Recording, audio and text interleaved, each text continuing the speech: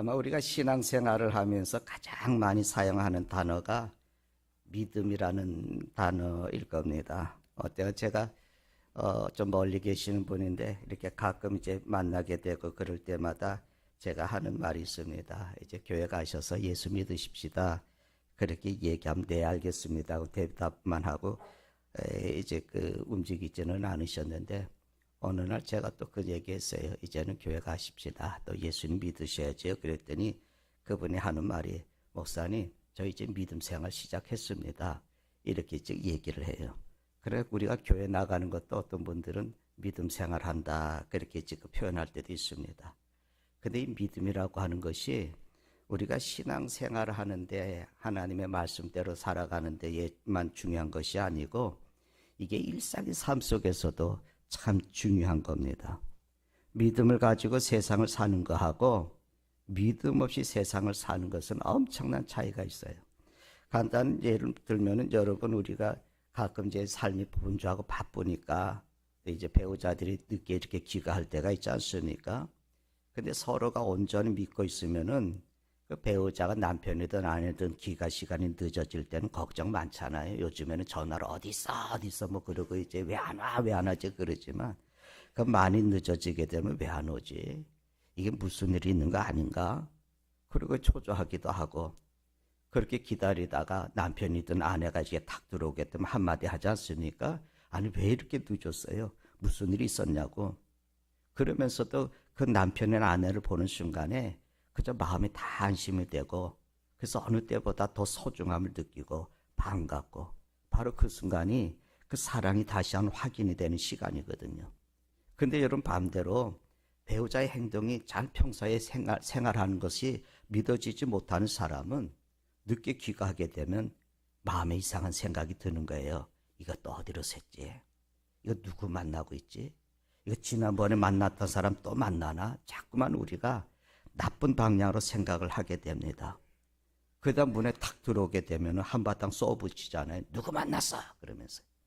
여러분, 이게 얼마나 불행합니까? 서로 전적으로 믿어주는 가정이라면 뭐 병들었든지 가난하든지 행복할 수가 있거든요. 근데 남 보기에는 집을 잘 갖고 놨습니다.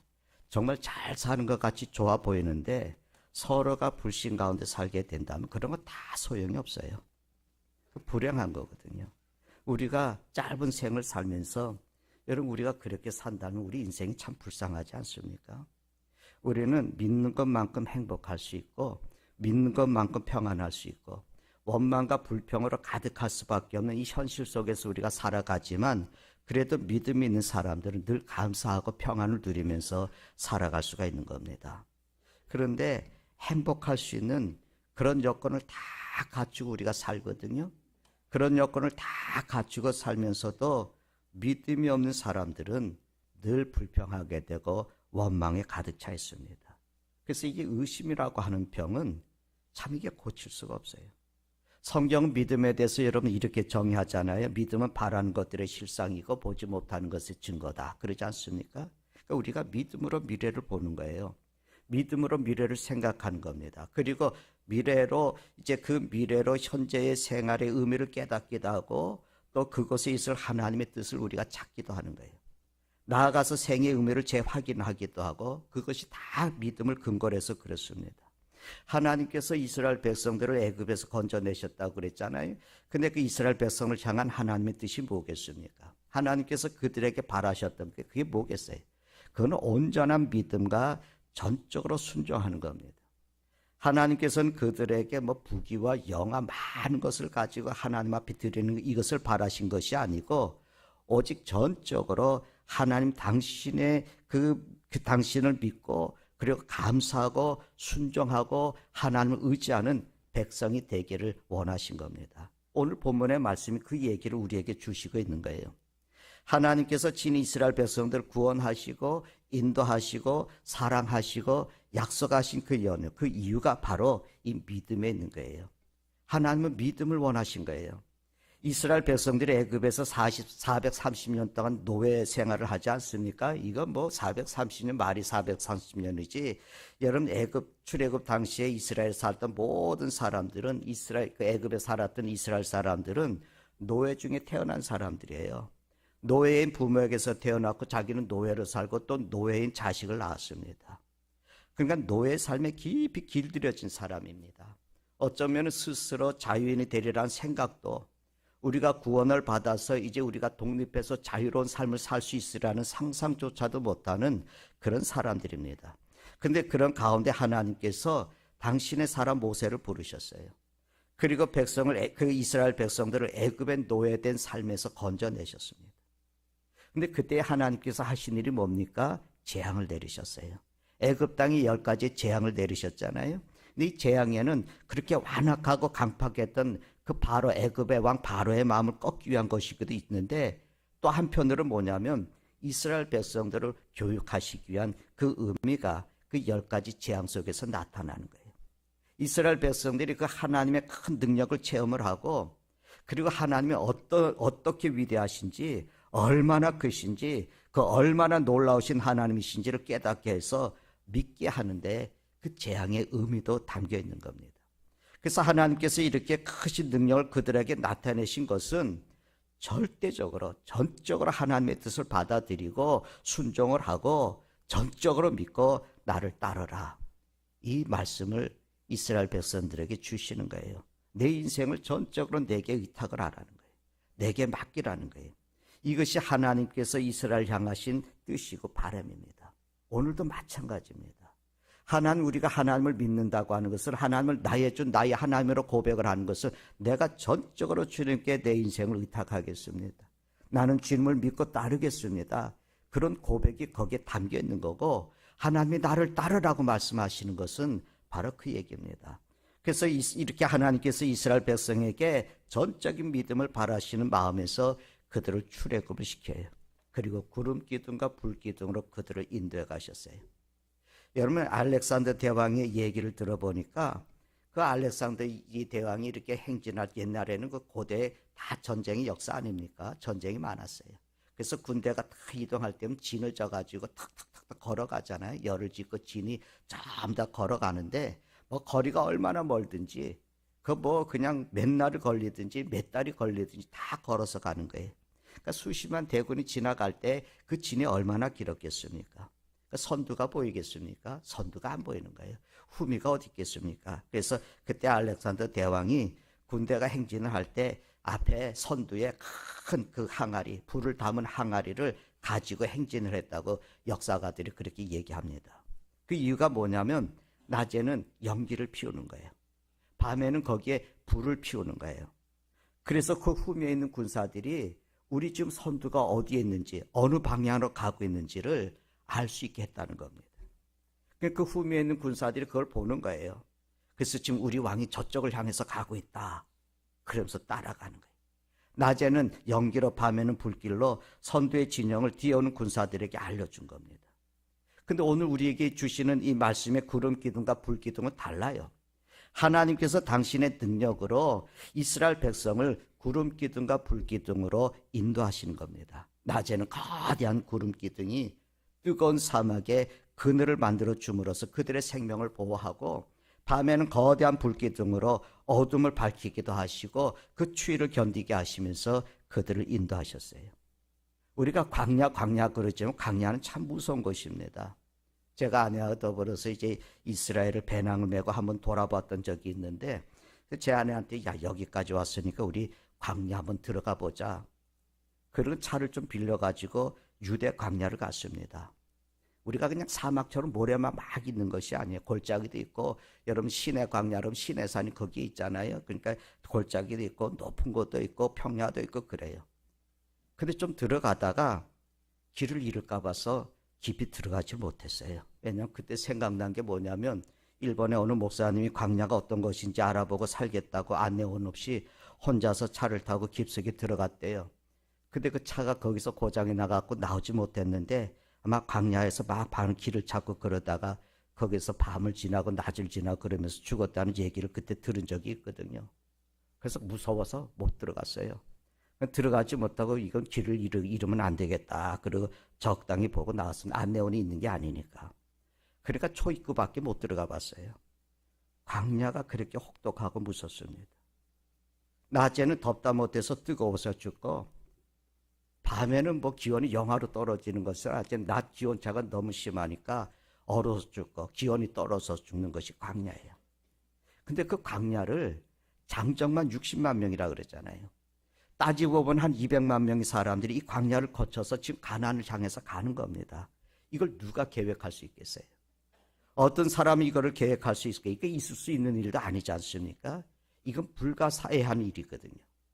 근데 그들을 인도한 것이 바로 구름 기둥이고 불 기둥입니다. 하나님이 그렇게 그들을 인도하신 거예요. 그러니까 이 구름 기둥과 불 기둥에 담긴 의미는 뭐냐면 하나님께서 이스라엘 백성들하고 함께 하신다. 내가 너희와 함께 하신다고 하는 거예요. 뿐만 아니죠. 하나님이 그들을 사랑하셨잖아요. 근데 여러분 이스라엘 백성들을 한번 보십시오. 이 사람들은 애굽의 우상을 나중에 보니까 애굽의 우상을 다 섬기고 있었지 않습니까? 애굽에서 오랫동안 노예 생활을 하고 이 노예 근성에 젖어 있을 뿐 아니라 그들의 삶은 애굽의 문화와 애굽의 종교에 흠뻑 빠져 있었어요. 그러니까 하나님의 백성, 하나님의 선민이 될 수 있는 자격이 사실은 하나도 없습니다. 근데 하나님이 그들을 사랑하셨어요. 우리가 죄인 되었을 때 하나님이 우리를 사랑하셨다는 고백 우리가 하지 않습니까? 하나님께서 아브라함과 이삭과 야곱을 사랑하신 그 하나님이 그들의 후손도 사랑하셨어요. 그 증거가 바로 출애굽의 사건이에요. 그리고 그들을 하나님이 약속하신 가나안 땅으로 인도하기 위해서 구름 기둥과 불 기둥으로 보여주시는 겁니다. 그런데 그 사랑하신 하나님이 그 이스라엘 백성들이 그 백성들이 얼마나 약하고 나약한지를 다 아셨어요. 그러니까 그들이 광야에서 뜨거운 태양에 지쳐 죽을세라, 밤에는 그 찬 기온에 얼어서 죽을세라, 그런 보호해 주시는 거예요. 이 사람들이 가다가 전쟁이라도 만나면은 어려운 일을 만나게 되면 도망갈 것을 다 하셨어요. 그래서 늘 하나님이 내가 너하고 함께 있다는 것을 나타내 보이십니다. 그 구름 기둥과 불 기둥이 그들을 보호한 거 아닙니까?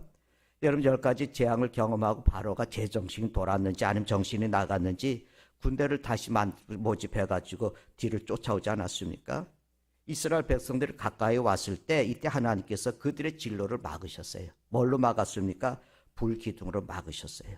그 출애굽기 14장에 보면 불기둥으로 그들의 앞길을 탁 막아서 성경이 뭐라고 말씀했냐면 애굽의 군대는 그 속에서 어지럽게 됐다고, 더 이상 이스라엘 백성 가까이 올 수 없게 됐다고 성경이 말합니다. 이렇게 하나님께서 이스라엘 백성들을 불기둥으로 구름 기둥으로 적당할 때 다 보호해 주셨습니다. 뿐만 아니죠. 이 구름 기둥과 불 기둥은 그들의 인도해 가는 백성들을 인도하는 지표였습니다. 이 구름이 이게 가만히 있질 않았어요. 불기둥이 가만히 있지 않았어요. 이게 움직였어요. 그럼 이 움직이는 대로 이스라엘 백성이 따라갔습니다. 이것이 멎으면 그들도 먹고 멎어서 거기에 장막을 쳤습니다. 지금 이스라엘 백성들은 아무런 방향 감각 없이 그저 이정표 없이 길을 가고 있는 거거든요. 동으로 가야 될지 서로 가야 될지 몰라요. 그들은 그저 불기둥이 가니까 불기둥이 구름기둥이 가니까 그걸 따라서 가는 거예요. 이스라엘 백성들은 그 구름기둥을 따라만 가면 됐습니다. 불기둥을 따라만 갔으면 됐습니다. 근데 여기에는 굉장히 중요한 의미가 있어요. 내가 이 구름기둥 불기둥이 있는 이 길을 따르는 모든 사람들은 하나님께서 내가 책임지겠다, 이 중요한 의미가 담겨 있습니다. 나를 따르라. 나를 따르는 자는 내가 내 운명을 책임을 지겠다. 그것이 어느 길이든지 어떤 위험이 있든지 전쟁이 있든지 하나님께서 인도하는 길에 대해서는 내가 책임을 지겠다. 이것이 그 사건 속에 있는 겁니다. 그리고 우리가 알듯이 여기에는 구원의 약속이 있는 거 아니겠습니까? 그래서 그대로 따라만 가면 하나님께서 그들 조상에게 약속하신 가나안에 이르는 거죠. 그 구름기둥 불기둥을 따라만 가면 그 목적한 땅 가나안 약속의 땅에 들어갈 수 있는 겁니다. 이 구원의 약속이 이 구름기둥 불기둥에 있는 거예요. 그럼 여러분 이제 남은 문제가 있지 않습니까? 이스라엘 백성들이 과연 구름기둥과 불기둥을 믿고 따르냐 하는 겁니다. 얼마나 전적으로 믿고 얼마나 전적으로 따를 거 거부하느냐, 이게 문제가 있잖아요. 우리가 온전하게 따르면, 이스라엘 백성들이 온전하게 따르면 아무 걱정이 없어요. 양식이 없으면 양식을 주실 것이고, 물이 없으면 물을 주실 것이고, 전쟁이 나면 하나님께서 너희는 가만히 있어라, 내가 싸우겠다, 그 전쟁을 승리하게 하시고 그래서 따라만 가면 되는 것이에요.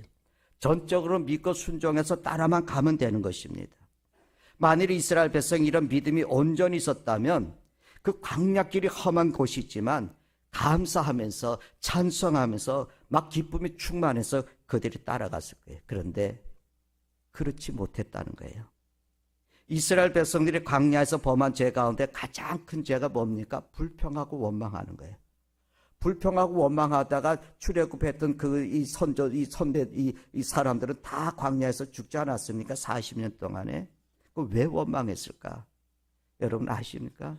믿지 못해서예요.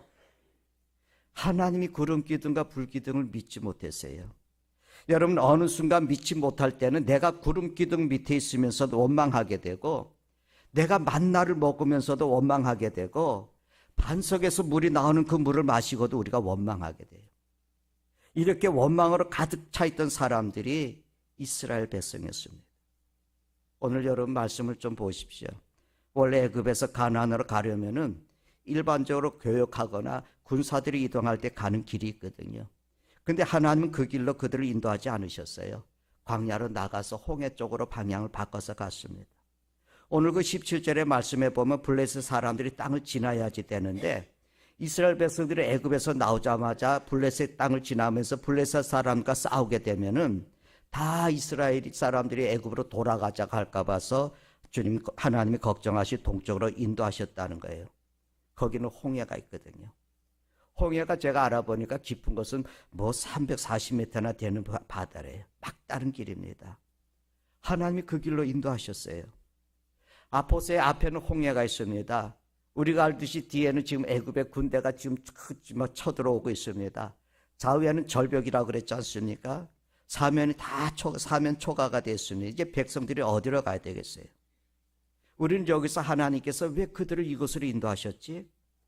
왜 하나님이 그것으로 인도하셨을까를 우리가 생각해야 됩니다. 하나님께서 내비게이션이 없어서 길을 못 찾으신 겁니까? 아닙니다.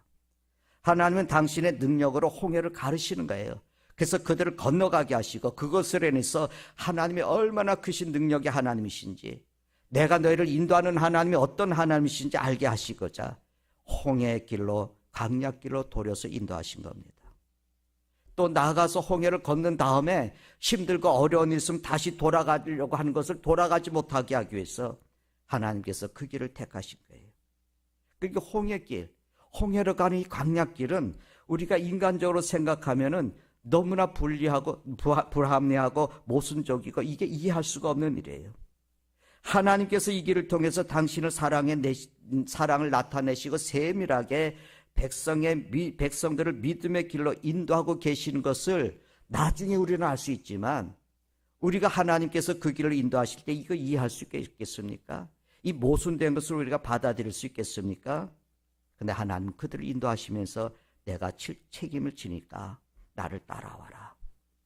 내가 인도할 테니까 나를 믿고 따르라. 큰 믿음을 가져라. 지금 어려운 거, 지금 강약길을 가야 되는 거, 홍해 앞에 서서 우리가 머뭇머뭇거리는 거, 뒤에 애굽의 군대가 다 쳐들어오고 있는 거, 하필이면 절벽이 양쪽에 절벽에 있는 그곳에 우리가 모여 있는 거, 이거 다 하나님의 섭리고, 이거 다 하나님께서 우리의 신앙의 훈련과 교육하기 위한 프로그램 속에 있다는 거예요. 그러니까 걱정할 것이 없다는 거예요. 하나님은 그들이 당신을 찬송하면서 기뻐하면서 그냥 따르기를 원하시는 겁니다. 그 일을 통해서 하나님이 영광을 받으시는 거예요. 사사기 7장에 보면 미디안이 침략과 압제련에서 고통당하는 이스라엘이 있지 않습니까? 그 이스라엘 구원하기 위해서 하나님께서 기드온에게 군사 모집하라 그랬거든요. 그래서 나팔 불어서 군사를 모집해 봤더니 우리가 알듯이 32,000명이 모였어요. 오합지졸이거든요. 다 모여봐야 오합지졸입니다. 게다가 전쟁에 나가기 위해서 미디안을 대적하기는 숫자가 너무 적은 거예요. 왜냐하면 메뚜기 같다 그랬거든요. 낙타만 해도 바다에 그 바닷가에 모래같이 많았다 그랬거든요. 그런데 하나님은 뭐라고 말씀하냐면 많으니까 줄여라. 32,000명밖에 모이지 않았는데 많으니까 줄여라. 그 10,000명으로 줄였어요. 근데 하나님이 또 하신 말씀 기억하시죠? 아직도 많으니까 더 줄여라. 그래서 이렇게 줄여 나갔더니 300명이 남았습니다. 그래 이제 일어나서 아침에 하롯의 샘교 때 진을 치죠. 미디안 군대는 그 앞에 진을 쳤습니다. 말씀드린 것처럼 군대가 메뚜기 떼같이 모였고 낙타의 수도 해변에 모래알같이 많았다. 근데 300명 갖고 고작 뭘 하겠습니까? 기도니 기가 막히니까 하나님 앞에 부르짖잖아요. 하나님이 하신 말씀 기억하십니까? 전쟁은 내가 하는 거야. 전쟁은 내가 하는 거야. 이 전쟁은 너희가 이겨. 만일 많은 군사로 나가서 이겼으면 너희가 함께 싸워서 이겼다고 할 것이고 300명이 군사로 나가서 이기면 하나님께서 이겼다고 하실 것이 아니냐. 그 말씀을 주시는 거예요. 하나님은 그 일들을 통해서 영광을 받으시길 원합니다. 여러분, 우리가 내가 할 수 있고 하나님께서도 할 수 있는 일을 하게 되면은 우리는 하나님 일을 한다고 하지만 우리는 뒤에 가서 내가 했다. 그럴 때가 너무 많아요. 저 자신도 그렇거든요. 내가 이렇게 했는데. 저는 그걸 경험했습니다. 교회가 설립돼서 6개월도 안 됐는데 한 80명이 모여갖고 야외 예배 갔을 때 사진을 보고요. 제가 얼마나 어리석고 교만한지 사진을 보고 딱 한 말이 뭔지 아십니까? 이만하면 됐다. 그건 내가 했다는 소리예요. 근데 하나님은 너무 놀라우셔요. 그 다음 주일부터 성도들이 다퉈. 그럼 나가는데 교회를 떠나는데 나 때문에 떠나는 거예요. 나한테 뭐라고 그러고 떠나요. 그건 자기 편 안 들어줬다는 거죠. 하나님 영광 받으시기 원하시죠. 그 일을 통해서 사람의 능력과 지혜가 더 나가지 못하고 탁 멈춰버릴 때 하나님이 움직이기 시작하십니다. 하나님 이스라엘 백성들 홍해 광야로 인도하신 것은 그것 때문이에요. 막다른 길로 인도하셔서 이 모든 것이 하나님의 뜻이고 하나님께서 그 일들을 통해서 그 역사를 통해서 영광을 받으시고 찬송을 받으시는 것이 거기에 있습니다. 우리는 신앙의 생활을 하면서 많은 사람들이 유독 좋은 일, 은혜 받은 것은 쉽게 잊어버려요. 저도 그렇습니다. 사람에게 은혜 입은 것도 쉽게 잊어버려요. 그런데 이제 나쁜 일에 대해서는 좀처럼 잊지 않고 기억하는 경우가 많이 있습니다. 많은 좋은 일들, 많은 그 은혜스러웠던 일들은 다 잊어버리고 그래서 자기에게 불리했던 일, 자기에게 나빴던 일들만 우리가 기억을 해요. 인간관계 속에도 그런 일을 많이 있지 않습니까? 도움을 받았던 일은 다 잊어버리고 그저 섭섭한 일만 집중적으로 생각을 해요. 그러면 원망할 수밖에 없습니다. 이게 문제예요. 근데 어떤 심리학자는 이런 형상을 뭐라 그랬냐면 악성 건망증 이렇게 표현을 했더라고요. 악성 건망, 은혜를 잊어버리는 거예요. 이스라엘 백성들이 애굽에서 있었던 그 놀라운 기적들, 그것을 10개 중에서 한 개만 기적했더라도, 아니 10분의 1, 10만 분의 1이라도 기적했더라면 하나님을 원망하고 모세를 원망하는 일이 없었을 거예요. 그런데 여러분 보세요.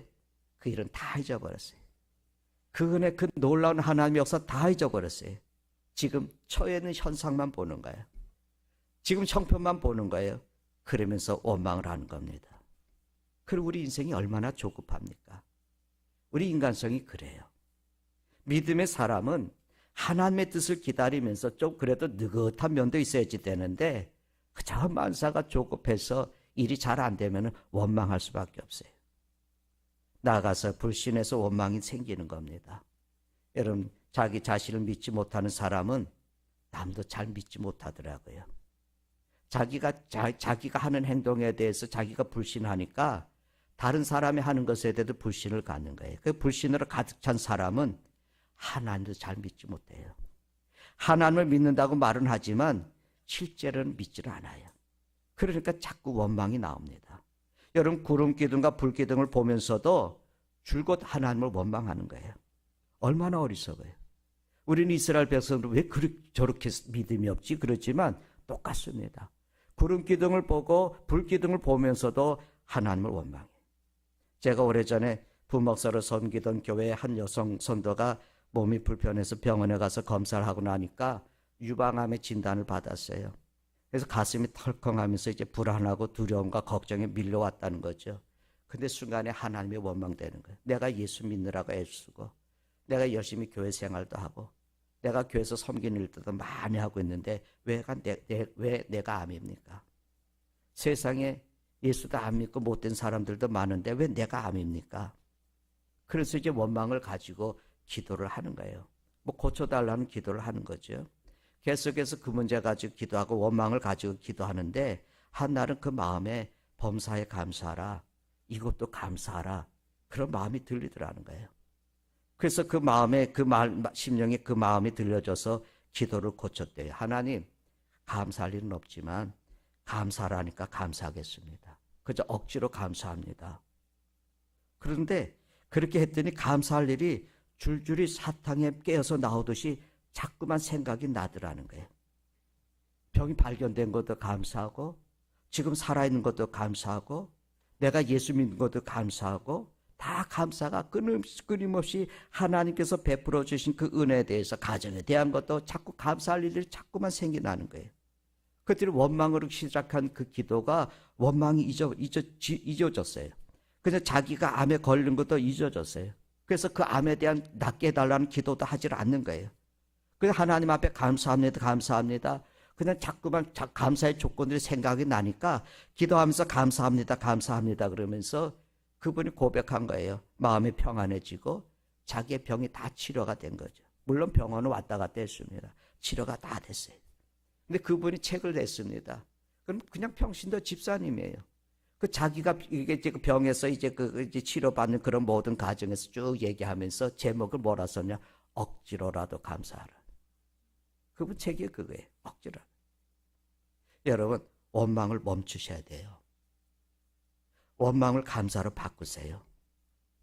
억지로라도 감사하세요. 우리가 온전히 하나님을 믿지 못하고 원망에 찬 이스라엘 백성을 향해서 보세요. 모세는 출애굽기 14장 13절에 그럽니다. 너희는 두려워하지 말라고. 가만히 서서 여호와께서 오늘 너희를 위해서 행하신 구원을 보라고.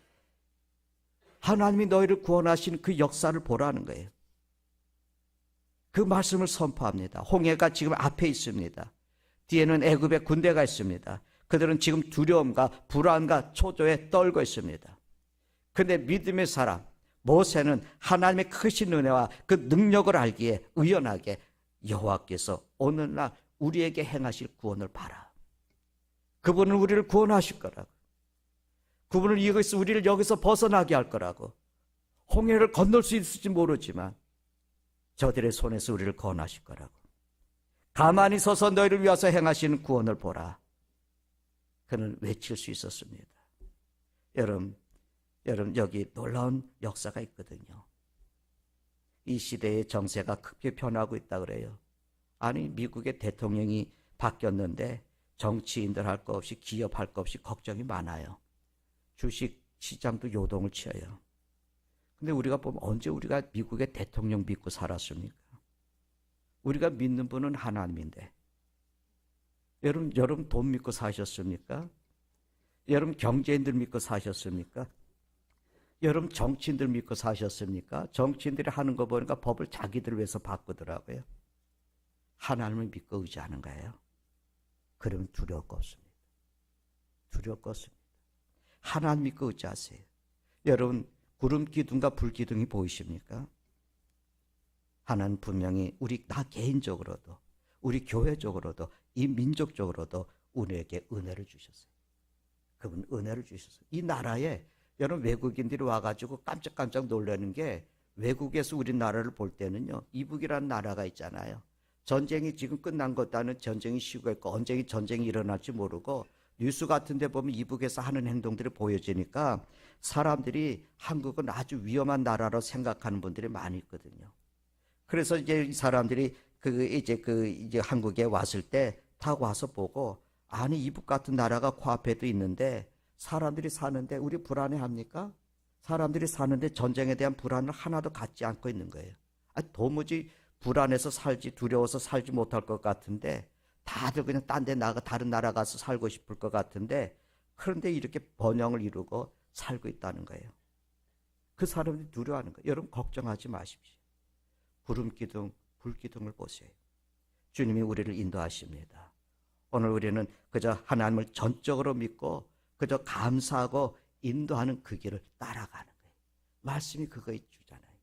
하나님의 말씀이 오늘 우리의 구름 기둥이 불 기둥이 되시잖아요. 하나님께서 40년간 그를 인도하시면서 이스라엘 백성들에게 원하셨던 그거예요. 믿음이에요.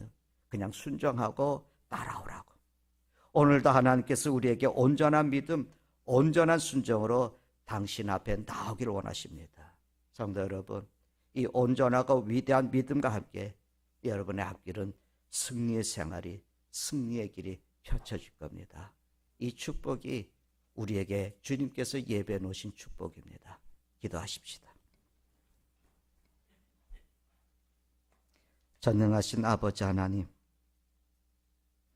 오늘 우리가 하나님의 말씀 앞에 서면서 우리에게 있었던 이전의 불신앙과 불평과 원망의 모습 이제는 버리고 온전히 주님의 말씀을 믿고 따라서 우리 인생의 길에 승리가, 주님의 영광이 펼쳐질 수 있게 해주시옵소서. 우리 주 예수 그리스도의 이름으로 기도하옵나이다. 아멘.